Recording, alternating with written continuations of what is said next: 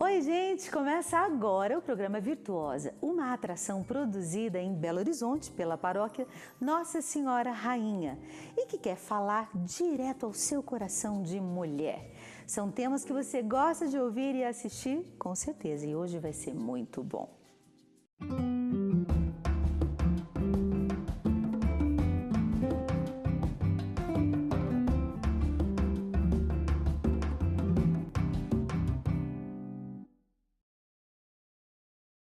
Hoje nós vamos conversar sobre o medo de altura. Você é daquelas pessoas que amam esportes radicais, de correr riscos e de se entregar à aventura?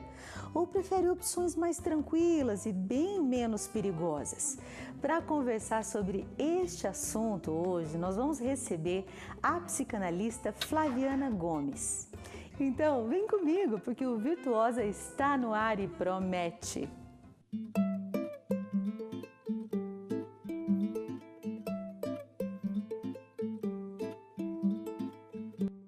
Você toparia arriscar sua vida saltando de paraquedas? Uns não perderiam essa oportunidade por nada, outros não iriam de jeito nenhum deste mundo. Vamos entender por que algumas pessoas têm aversão à altura e outras não. E qual a diferença entre esses dois mundos? Vamos assistir? Desafiar a lei da gravidade, correr risco, se jogar, se superar. Para uns, essas situações seriam um pesadelo. Já para outros, seriam impulsionadores para uma vida mais emocionante e cheia de surpresas. A fobia de altura tem nome, acrofobia, que atinge 1 em cada 20 pessoas ao redor do mundo. Mas qual a diferença entre pessoas que amam se arriscar e outras que não se arriscam por nada? O meio, o ambiente, a educação, essa ambientação favorece as tendências latentes em nós. Então, a criação, a educação, o meio cultural, tudo isso pesa. Porém, o que mais repercute é a história pessoal do indivíduo. Uma recente pesquisa mostra que 42% da população brasileira tem medo de voar. Vale lembrar que o avião é o meio de transporte mais seguro que existe. Para se ter uma ideia, a chance de se ter um acidente fatal de carro é 600 vezes maior que a de um avião. Pelo menos 113 milhões de brasileiros andam de avião diariamente no país. E para que tudo corra bem, cerca de 300 vidas dependem do preparo e dedicação de um profissional. O piloto ele tem que ter o que a gente fala no português mais comum, sangue frio. Ele precisa de ter uma capacidade lógica de raciocínio em situações de perigo, em situações de tensão. Ele não pode ter nenhuma emoção que abale a sua consciência situacional. Tem de ter a atenção correta para o local e para o momento de algum acidente e estar preparado para qualquer ocasião. Para Rodrigo, que estuda ciência da aeronáutica há 5 anos, não ter medo de altura e não gostar de rotina são pré-requisitos básicos para se tornar um piloto. Mas o que importa mesmo é a postura do profissional na hora do voo. A característica mais importante de um piloto comercial é a capacidade de ser humilde, porque um piloto arrogante ele pode causar muitos problemas em voo. Então, saber ouvir a sua tripulação, saber trabalhar em equipe e levar isso sempre. Ninguém é melhor do que ninguém e fazer o melhor possível. A realidade virtual está sendo usada para tratar fobia como medo de altura ou de andar de avião. O paciente pode ser colocado em situações que lhe provocam ansiedade, mas em um ambiente controlado. Para a mente humana não existe faz de conta. Na realidade virtual, o paciente é exposto ao objeto do seu próprio medo e, pouco a pouco, ele vai conquistando a autonomia para assim enfrentar o seu medo. A tecnologia, a inovação, ela vem agregar aí nessa parte da psicologia também, né? Um dos momentos do tratamento da fobia é você expor o estímulo que te gera o sentimento de fobia, seja um estímulo da altura, ou de uma aranha, ou de um bicho, né? E você ter o contato, né, no momento adequado, durante o tratamento com esse estímulo, seja através da realidade virtual, é um momento que adere muito, que agrega muito para o tratamento, né? O medo, enquanto sinal de alerta para o ser humano, cumpre a função de defesa, de proteção. Agora, quando esse medo chega a paralisar e atrapalhar rotinas diárias, deve ser tratado e avaliado por um profissional capacitado. Medo de altura, necessidade de adrenalina. Todas essas coisas que a gente não entende muito ou às vezes não vive sem. A gente precisa aprender ou entender um pouco como isso tudo funciona. Porque em algum momento vai chegar na sua vida ou na minha essa necessidade de saber lidar com isso. Calma, não precisa pular de paraquedas para se resolver, mas vamos entender um pouquinho quem é que vive essas experiências e por que vive. Por isso nós vamos conversar com ela, Flaviana Gomes, nossa psicanalista de hoje. Bem-vinda, Flaviana, muito bem-vinda. Obrigada por estar aqui com a gente. Senta, fica à vontade. Flaviana, muito obrigada por estar conosco e me conta, por favor, o que é que as pessoas vão buscar quando vão pular de paraquedas? O que acontece? O que tem na cabeça de uma pessoa para enfrentar um limite tão grande desse? O que acontece? Na verdade, cada pessoa tem uma expectativa em relação ao salto, né? Então, tem pessoas que vão atrás da superação de limites, né? Outros vão na expectativa de que aquela sensação de liberdade e outros pensando na adrenalina mesmo do salto, né? Então, essa liberação de adrenalina que as pessoas buscam, né? Essa sensação de euforia que eles sentem ao saltar. Então, não dá para generalizar o que as pessoas sentem. Por exemplo, a última vez que eu fui na tirolesa com meus amigos, deixei rolar, porque senão o medo bate mesmo, mas tem que vencer, né? Então, por exemplo, se eu tenho medo de altura, que é o nosso assunto, Isso. se eu tenho um bloqueio imenso para enfrentar, eu posso ir pelo extremo e tentar enfrentar esse bloqueio já saltando de paraquedas? Tem gente que faz isso? Não, é muito perigoso esse tipo de atitude. Obviamente, pessoas mais ditas corajosas, né, mas não vão para enfrentar o medo, na verdade. Né? O que acontece? Geralmente, quando a gente, nas sessões, quando a gente vai trabalhar com a acrofobia, que é esse medo de altura, acrofobia é o nome que se dá. Então, o paciente é gradual esse processo. Não dá para enfrentar de uma vez, assim. Porque aí ele tem uma crise de pânico, né? Então, isso tem que ser com muita cautela, tem que ser com muito cuidado, né? O paciente, às vezes, ele pode chegar na sessão, por exemplo, e falar assim, não, eu estou conseguindo enfrentar esse medo, já estou conseguindo subir a escada, já estou conseguindo chegar no terraço, né, de algum local mais alto, enfim. Mas isso tem que ser gradual. Fobia, sim. Altura. Eu subi na torre da Rádio 98, quando era lá em cima 98, que agora mudou para cá. Lá, 100 e tantos metros de altura, fui lá levar uma ferramenta, eu subi tranquilo, mas para descer eu fiquei apavorado. Tive que descer todo amarrado. Agora tem diferenças, então, tem graduações de medos. Tem pessoas que morrem de medo e tem pessoas que não têm medo algum, um instinto de defesa muito baixo. Como é que acontece essa diferença? O medo, na verdade, ele é natural.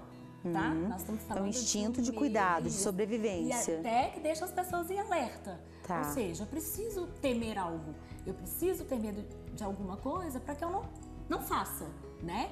Agora, que interessante, porque às vezes a gente pede a Deus que tire todo o medo da gente, então é bom nem pedir, né? Estamos falando do medo exagerado. Entendi. Tá? Que aí se torna uma fobia. Por que nós estamos falando hoje de uma fobia, desse medo de altura? Porque ele deriva de um transtorno de ansiedade, tá? Então, a acrofobia, ela deriva de um transtorno. Uma pessoa muito calma, ela não vai ter o medo de altura, esse medo exagerado que nós estamos falando. Uma pessoa calma. Ele tem um medo natural. Normalmente eu não tenho medo, mas assim, uma coisa mais forte, por exemplo, saltar de paraquedas, aí eu já não topo, não. Então tem medo de altura?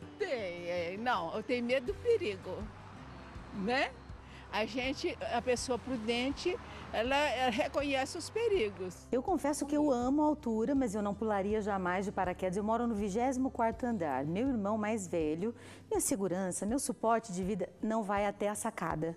Não olha da janela, porque ele não gosta de jeito nenhum. E eu nunca não sabia da fobia dele. E quando eu vi, eu fiquei impactada. Eu falei, gente, nós crescemos no mesmo ambiente, criados pelos mesmos pais, e eu vou feliz, quase Titanic na janela, né? Feliz da vida. E ele não vai de jeito nenhum. Então, é interessante também saber que tem gente que enfrenta esses medos pela experiência da adrenalina, tem gente que enfrenta, então, esses medos por querer se livrar da fobia, e tem gente que se alimenta dessa experiência para também dar conta da ansiedade, ou estou entendendo errado? Em certo modo, sim. Mas a gente não pode pensar que esse enfrentamento vai resolver. Ah, entendi. Entendeu? É uma experiência. Isso. E a vida é continuada. Não dá para você falar assim, vou enfrentar um medo, eu pular de paraquedas, né? Entendi. Então, esse não é o tipo de tratamento, certo? Então, ele tem que ser gradual, ele tem que ser aos poucos. O ritmo humano, né? Exatamente. Entendi. Né? Ele tem que entender o medo, ele tem que compreender a fobia. Não, medo, fobia nenhuma. De nada? Nesse mundo que a gente vive hoje, você não pode ter medo, você tem que encarar de frente. Ele tem que compreender aquilo que ele tem, que é o medo, né? Que é essa fobia, esse exagero. E aí, para isso, a gente tem que tratar a ansiedade, porque sem tratar a ansiedade eu não curo o medo, né? Então, tem todo um tratamento. Um processo para ser respeitado. E tem Excelente. Que ser respeitado. Não, eu não tenho medo de nada, confio em Deus. Para você que está em casa escutando essa sabedoria em forma de gente, presta atenção, tem um medinho aí, respeita o processo, mas enfrenta. Enfrenta devagar, mas não deixa ele te dominar. É isso? Exatamente. Muito obrigada por estar conosco, por nos ensinar e nos ajudar a ir para as alturas. Muito obrigada. E você que está ligadinho no Virtuosa, fica aí que tem mais.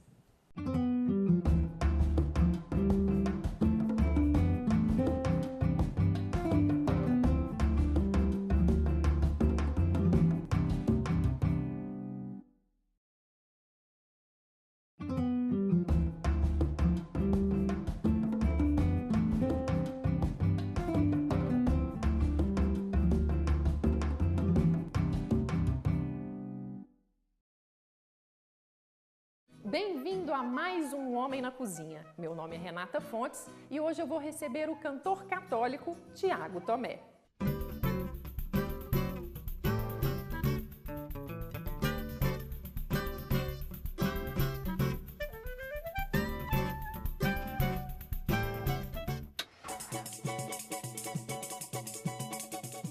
Olá, eu sou o Tiago Tomé, da comunidade Canção Nova, sou missionário da comunidade há 15 anos. Sou carioca, lá do Rio de Janeiro, e com alegria estou aqui para cozinhar para você. Será que você vai seguir direitinho aí os passos? Hoje tem Homem na Cozinha.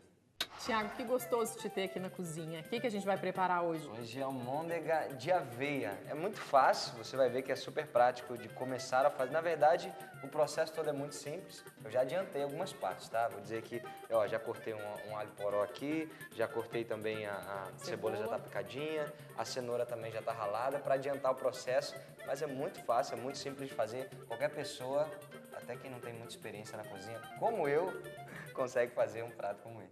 Pra galera que é mais fitness, que gosta mais de uma proteína, principalmente depois do treino ou antes também, vai aí uma dica pra você hoje. Almôndega de aveia é o prato de hoje. Então vamos lá que eu tô muito curiosa. Então, vamos começar. A gente começa então com as 500 gramas de carne moída.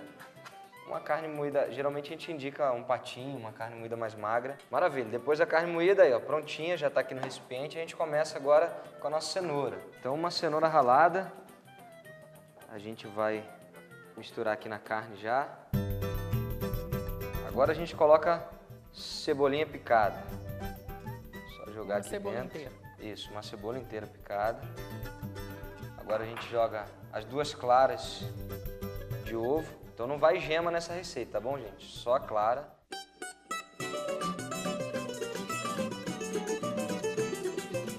Agora pro alho poró também, que dá um sabor, é uma delícia, gente. Se você nunca cozinhou com alho poró, Olha, isso aqui é muito gostoso. A Renata, na verdade, eu tô do lado da Masterchef, né, Vi? Até parece, quem dera. Mas você vê tanta receita que com certeza você já domina o assunto. Aprende um pouco, né? E é legal que aqui as receitas são práticas, então são rápidas, então qualquer um pode fazer. Joga agora as 2 colheres de sopa de aveia. É dar bem moída, né? Isso, bem moidinha, isso. Porque tem aquelas com flocos maiores, né? Mas não é de flocos não, só colocar mais uma mãozinha aqui dela. E aí a gente primeiro mistura tudo isso, depois que a gente vai pro sal a gosto e pra pimentinha também do reino, que dá aquele gostinho todo interessante.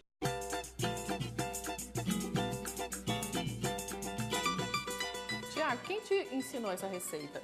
Olha, eu fui mais de curioso, assim, porque tem algumas coisas práticas, a gente vai pegando bastante coisa na internet. E hoje também tá muito na moda essa coisa de acompanhar receitas. Você gosta de cozinha? Olha, eu fui descobrindo ao longo da Canção Nova, eu tô 15 anos na comunidade, e aí a gente, querendo ou não, tinha que entrar na escala lá para ajudar os irmãos, para cozinhar para os irmãos. Em especial, quando eu morei 2 anos e meio lá em Israel. Então a comida árabe é bem diferenciada da nossa. É verdade. E aí, para acostumar com o paladar lá, a gente tinha que também cozinhar em casa, porque o tempero deles é bem diferente. Bem forte, né? É bem forte, o arroz tem um tempero mais adocicado.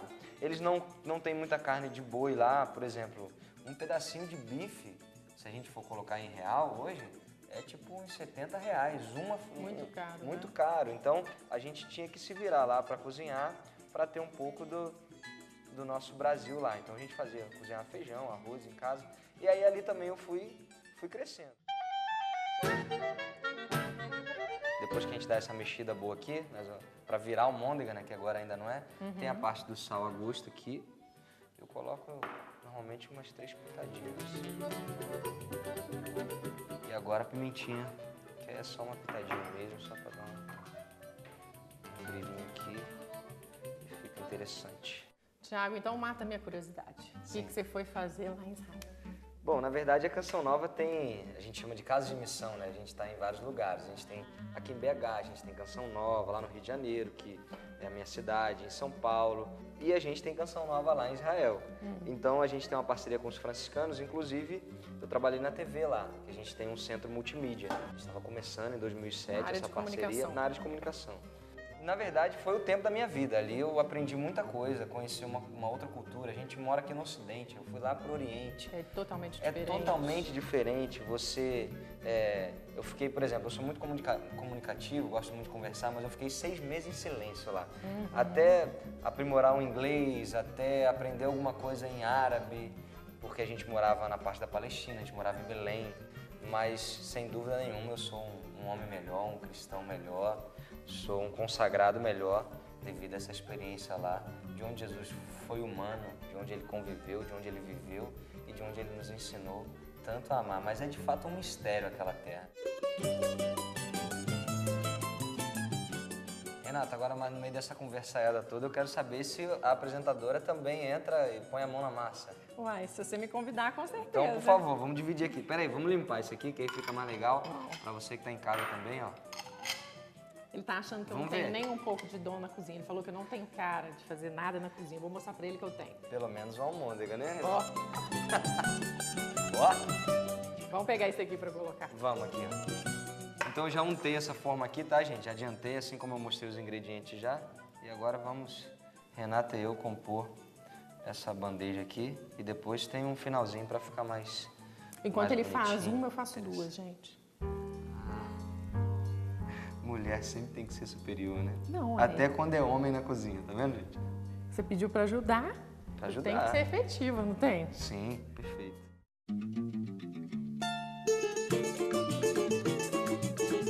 Bom, agora é só ir pro forno. Já falei, né? 180 graus lá, mais ou menos uns 45, 50 minutos. Bora? Ixi, com cuidado, né? Senão bagunça aqui a nossa... Vamos colocar logo no forno que a equipe tá querendo comer almôndega. Ah, já deu fome também.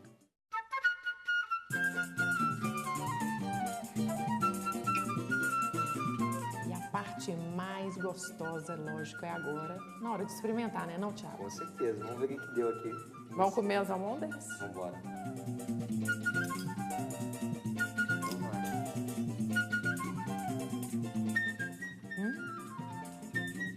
Esse alho poró dá toda a diferença, hein? Tiago, muito obrigada pela sua participação, pela sua vinda aqui para o nosso programa Homem na Cozinha. Muito obrigada mesmo. Eu que agradeço a oportunidade, o convite. Que bom poder partilhar um pouquinho durante a refeição e, como eu te dizia, aquele jeito que Jesus se revelava para os discípulos. Eu acho que esse quadro tem muito essa marca de se revelar um pouco mais da sua história, da sua presença, desse momento em comunidade que a gente vive, né? Com aqueles que estão aqui trabalhando. Então, meu abraço para a equipe e com você em especial. Obrigado mais uma vez. Obrigada a você.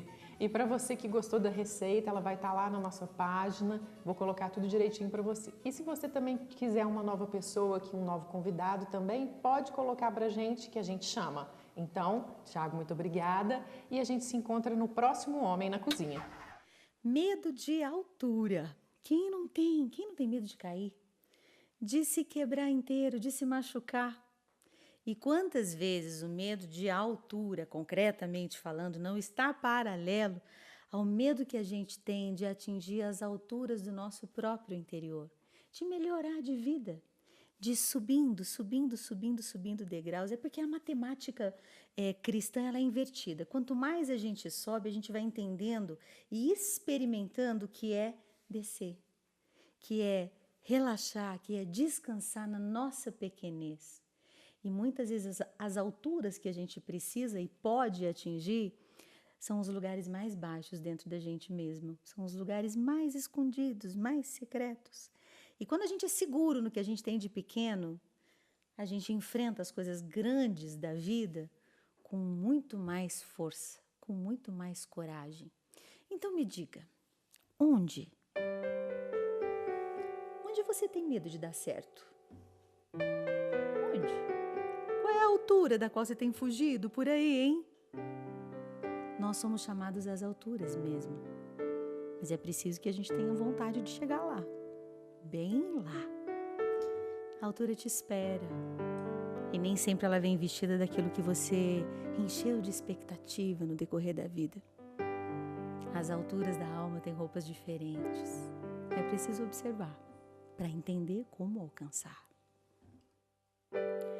Com tua mão, ó meu Senhor, segura a minha, pois não me atrevo a um passo só, sem teu amparo, sem teu apoio.